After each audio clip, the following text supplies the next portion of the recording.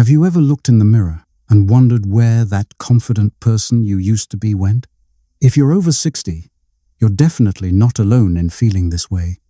Today, I'm going to share something that might completely change how you think about confidence at this stage of life. And trust me, it's not what most people expect to hear. I'm talking about a psychological shift that happens to almost everyone after 60. But here's the thing nobody tells you about it. The confidence you think you've lost, it was never really yours to begin with.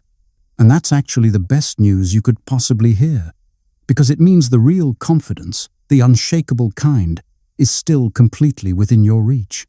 Before we dive into this, let me ask you something. When you think about confidence in your 20s, 30s, or even 40s, what was it really based on? Your job title? Your physical appearance?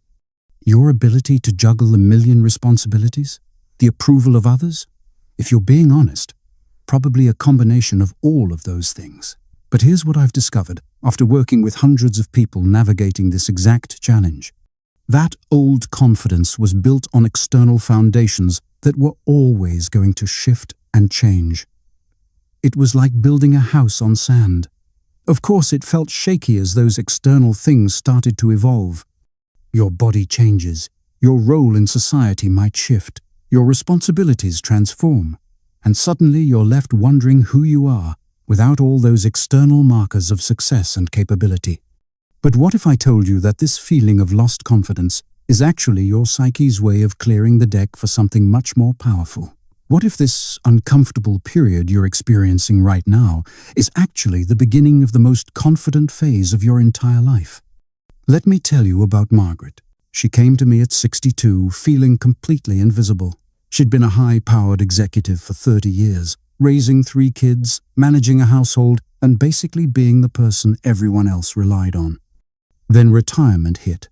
Her kids were fully independent, and suddenly she felt like she'd lost her identity entirely. She told me she felt like she was disappearing, like nothing she did mattered anymore. Sound familiar? Margaret's story is incredibly common. But what happened next is where things get interesting. Instead of trying to recreate her old confidence by going back to work part-time or desperately trying to reclaim her previous role as the family problem solver, we did something completely different. We helped her discover what I call her authentic confidence core. Here's the thing about authentic confidence that most people miss entirely. It has nothing to do with external achievements or other people's opinions. Real confidence comes from a deep understanding of your own values, your accumulated wisdom, and your ability to trust yourself regardless of what's happening around you. And guess what? You actually have more access to this type of confidence now than you ever did when you were younger. Think about it for a moment. You've survived decades of life's challenges. You've made thousands of decisions, some great, some not so great, and you're still here. You've weathered storms that would have completely overwhelmed your younger self. You have perspective now that you couldn't have possibly had at 30 or even 50. You know what really matters and what's just noise. But here's where most people get stuck. They keep measuring their current selves against their younger selves, and that's like comparing apples to spacecraft. You're not supposed to be the same person you were 20 or 30 years ago. You're supposed to be evolved, refined, and, dare I say it, better in many ways. Let me share the first key to unlocking this new kind of confidence.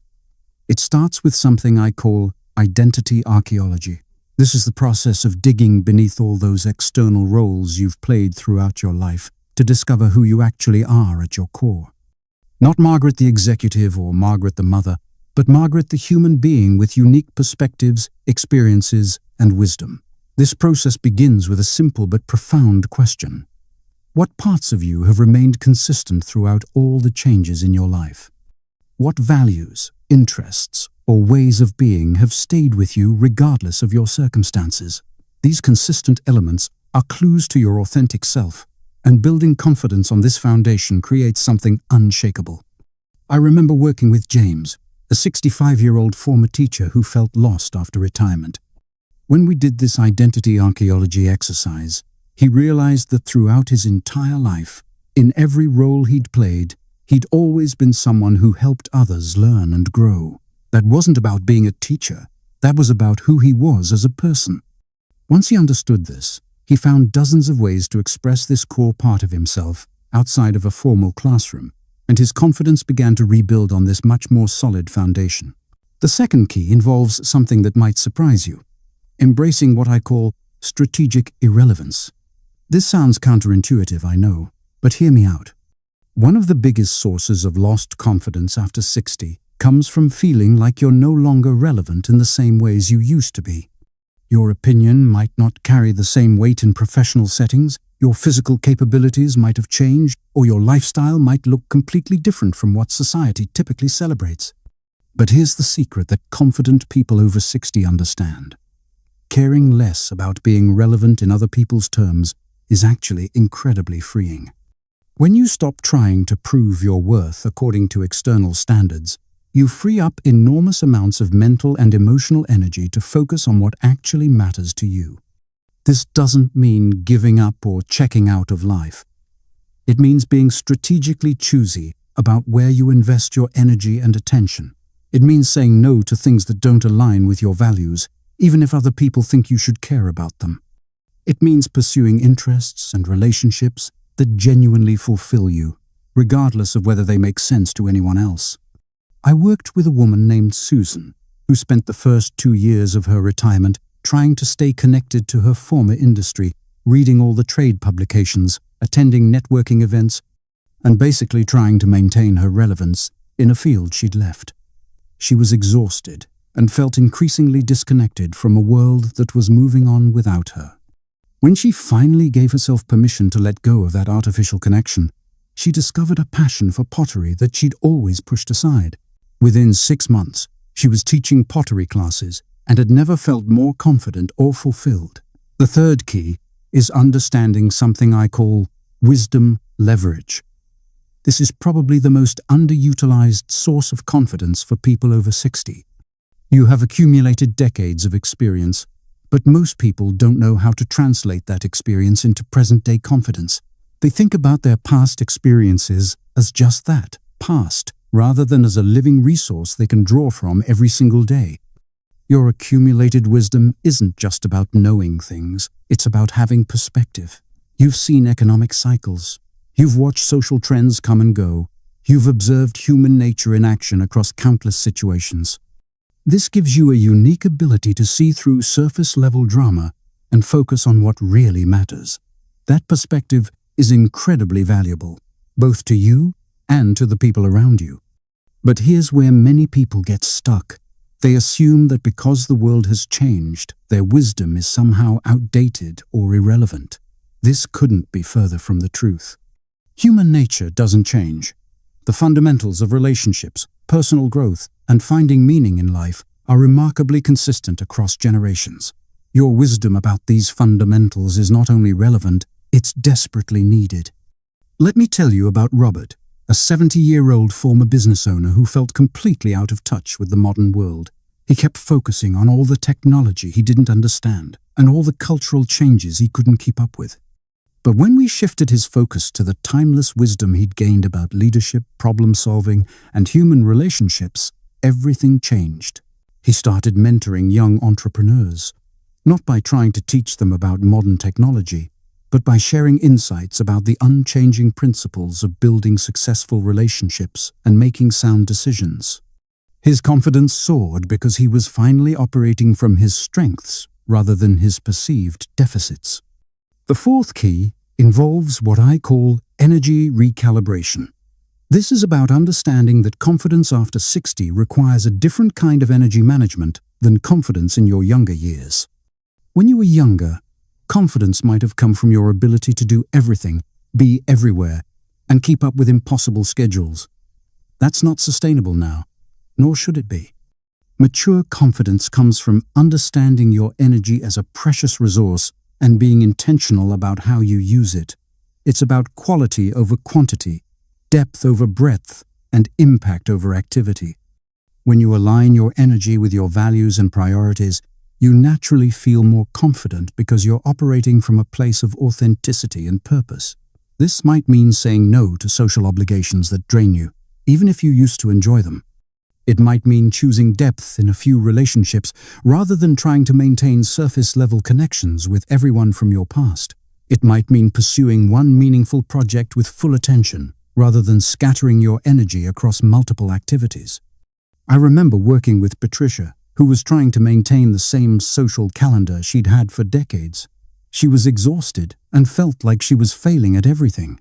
When we helped her identify the relationships and activities that truly energized her, she cut her commitments by more than half. Counterintuitively, this made her feel more confident and engaged because she was finally operating from her authentic preferences rather than old habits. Now, let's talk about something that might be the most important factor in rebuilding confidence after 60. Redefining what success looks like at this stage of life. The metrics for success that served you well in your 30s and 40s might be completely inappropriate for this phase of your life, and continuing to measure yourself against them is a guaranteed way to undermine your confidence. Success after 60 might look like having the courage to try something completely new, regardless of how good you are at it initially. It might look like deepening relationships instead of expanding your network. It might look like contributing to something larger than yourself rather than accumulating personal achievements. It might look like finding peace and contentment rather than constantly striving for more. This reframing of success is crucial because it allows you to recognize and celebrate wins that your younger self might not have even noticed. When you're measuring yourself against appropriate metrics, you'll start to see evidence of your competence and capability everywhere. Let me share something that often surprises people. Many of the qualities that make someone truly confident actually improve with age. Your ability to remain calm in crisis situations, your skill at reading people and situations accurately, your capacity for genuine empathy, your talent for seeing the big picture rather than getting caught up in details, these all typically get stronger over time. The problem is that society tends to focus on the qualities that peak earlier in life, like physical strength, quick reflexes, or the ability to multitask at a frantic pace. But confidence doesn't actually depend on any of those things. Real confidence comes from self-knowledge, emotional regulation, clear values, and the ability to trust your judgment. And you've never been better equipped in these areas than you are right now. Here's another crucial insight.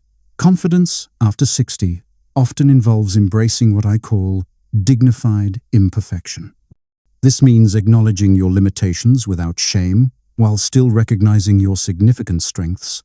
It means being honest about what you can and can't do without defining yourself by either category. Younger confidence often involves trying to appear perfect or at least competent in every area. Mature confidence comes from knowing exactly where your strengths lie and being comfortable asking for help or admitting ignorance in areas outside your expertise. This isn't a sign of weakness. It's actually a sign of remarkable self-awareness and security. I think about my client David, who spent months feeling inadequate because he couldn't figure out his new smartphone. He was measuring himself against his tech-savvy grandchildren and feeling incompetent. But when we broadened the perspective, he realized he had decades of experience fixing mechanical problems, understanding complex systems, and learning new skills. His approach to learning might be different from his grandchildren's, but his capacity to master new challenges was actually quite strong. Once he stopped comparing his learning style to theirs and honored his own methodical, thorough approach, his confidence in tackling new challenges returned. Let's talk about relationships, because this is often where confidence issues show up most clearly after 60. You might feel like you're less interesting to others, less attractive, or less valuable as a friend or partner.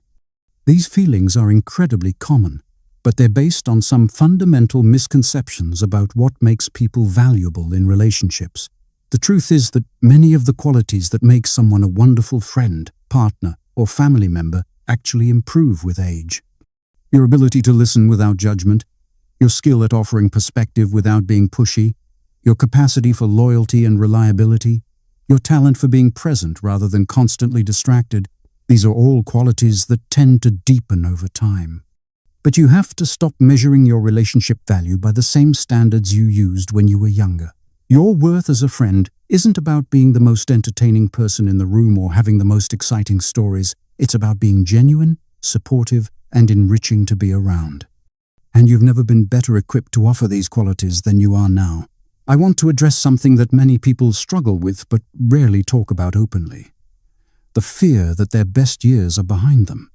This fear can absolutely destroy confidence because it suggests that everything from this point forward is somehow less valuable or meaningful than what came before. But this perspective is based on a fundamental misunderstanding of how life actually works. Different phases of life offer different gifts and possibilities. Yes, you might not have the physical energy you had at 30, but you also don't have the anxiety, insecurity, and constant second-guessing that often comes with that earlier phase. You might not be climbing the career ladder anymore, but you also aren't trapped by the obligations and expectations that come with that climb. This phase of life offers unique opportunities for freedom, authenticity, and depth that simply aren't available when you're juggling young children, building a career, and trying to figure out who you are. The confidence that comes from truly knowing yourself, from having weathered life's storms, and from understanding what really matters is a type of confidence that your younger self couldn't have accessed, no matter how successful they appeared to be. Here's something I want you to consider. What if the confidence you're seeking isn't about getting back to who you used to be, but about becoming who you were always meant to be? What if this phase of life is actually about shedding all the external expectations and social pressures that have been shaping your identity and finally getting to express your authentic self? Many people find that their 60s and beyond are when they finally feel free to pursue interests they've always been curious about, express opinions they've always held but felt pressured to moderate, and prioritize relationships and activities that truly matter to them. This isn't about giving up or settling for less.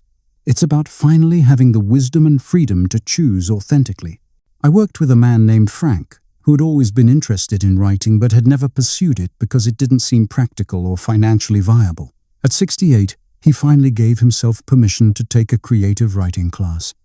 He wasn't trying to become a best-selling author. He was simply honoring a part of himself that had been waiting patiently for decades.